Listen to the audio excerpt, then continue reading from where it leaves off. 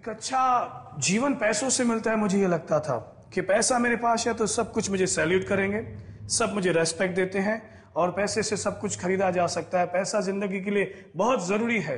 पुरुषोत्तम मोजे बनाने वाली एक कंपनी के मालिक थे, जिसमें उन्होंने काफी वक्त और पैसा लगाया था, लेकिन फिर मुनाफा घटने लगा और उन्हें दिवालिया होने का डर सताने लगा।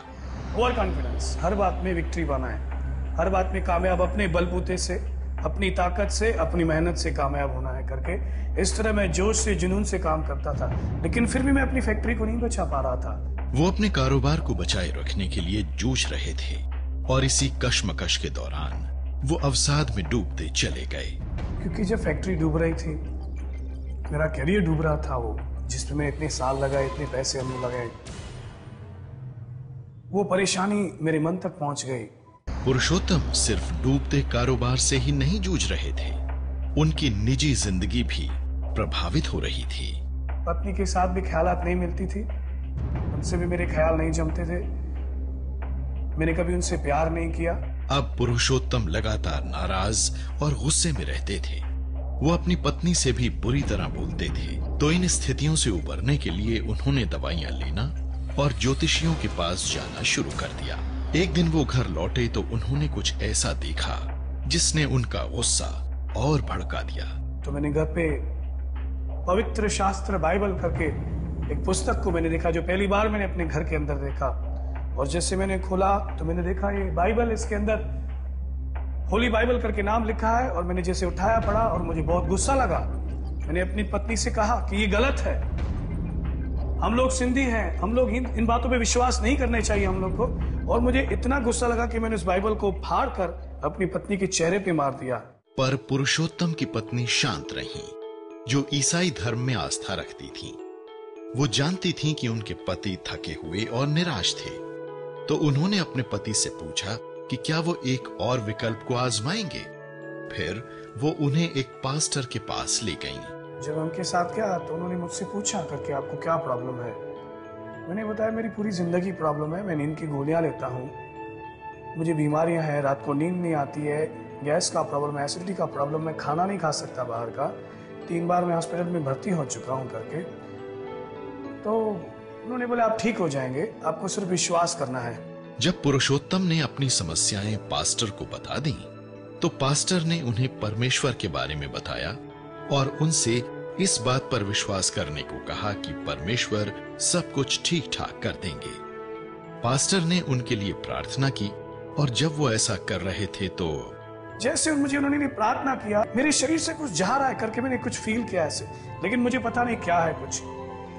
लेकिन उसके बाद जब वो व्यक्ति ने, जिसके पास मैं गया हूं, उसने प्रार्थना किया, मैं देखा कि जब वो मेरे लिए प्रार्थना कर रहा है तो आंसू बहा के प्रार्थना मेरे लिए रो रहा है कि प्रभु इस भाई को, जिसे तो मैं नहीं जानता हूं, उसे तू आशीष कर, नींद की गोलियां छुड़ा, ये परेशान है, परेशानी से आजाद कर, इसके सर पे कर्ज हैं, कर्जों से आजाद कर, बाप से बात नहीं करता है, इसके जीवनों को तू बना दे। उसी दिन वो बिना अपनी दवाइयां लिए सोने चले गए। हालांकि पुरुषोत्तम की पत्नी को यकीन था कि वो चंगे हो चुके थे, पर पुरुषोत्तम को अब भी इस बात पर शक था। पुरुषोत्तम प्रभु यीशु के बारे में और ज्यादा जानने को उत्सुक थे, तो उन्होंने पास के एक चर्च जाने का फैसला किया। वो एक कोने में बैठे हुए वहां की गतिविधियां देख रहे थे कि तभी उन्होंने अतीत को भूल जाने से संबंधित एक गीत सुना। किसी ने मुझे छू लिया, मैं नहीं जानता हूं पवित्र आत्मा क्या होती है, मैं बिल्कुल नया हूं, मुझे किसी अभिषेक के बारे में पता नहीं, मैंने कोई बाइबल नहीं पढ़ी, लेकिन किसी ने मुझे छू लिया और मैं कम से कम आधा घंटा वहां पे फूट फूट कर रोने लगा। मुझे पता नहीं मैं क्यों रो रहा हूं, मुझे पता नहीं मेरे आंखों में पानी क्यों है, मेरे नाक में पानी क्यों, बस रोए जा रहा हूं, रोए जा रहा हूं, रोए जा रहा हूं।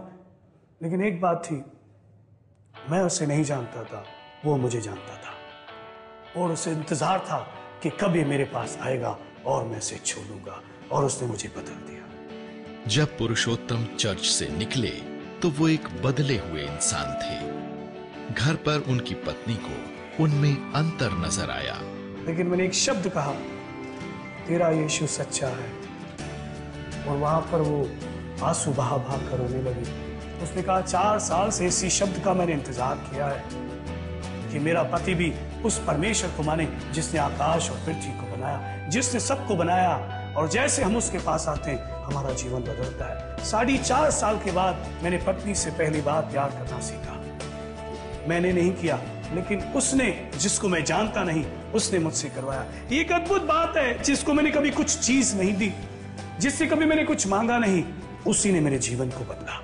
तब पुरुषोत्तम ने प्रभु यीशु को अपना व्यक्तिगत उद्धारकर्ता स्वीकार करने का निश्चय किया। लेकिन वो पहला दिन था, मैंने देखा, मेरे मुंह से निकला, हे ईश्वर मुझ पे दया कर, मुझ पे रहम कर और मुझे जीवन दे दे। इस कर करके मैं अपने आंखों से देखा, मैंने पानी बह रहा है और मैं उसको पुकार रहा था। प्रभु यीशु को अपना जीवन समर्पित करने के बाद उनका व्यवहार और नजरिया बदल गया और अपनी पत्नी के साथ उनका रिश्ता भी बहाल हो गया, क्योंकि पुरुषोत्तम ने प्रभु ईसा मसीह के सच्चे प्रेम और परिवर्तन को अनुभव कर लिया था।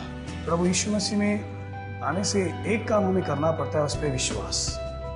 एक छोटा सा, बिल्कुल थोड़ा सा विश्वास करना, उसको आजमाना, उसको चेक करना। मैं सब जगहों से थक चुका था। जब मैं उसके पास आया, उसने मुझे जीवन दिया और उस जीवन के द्वारा मुझे पता चला कि जीवन का बनाने वाला यही है।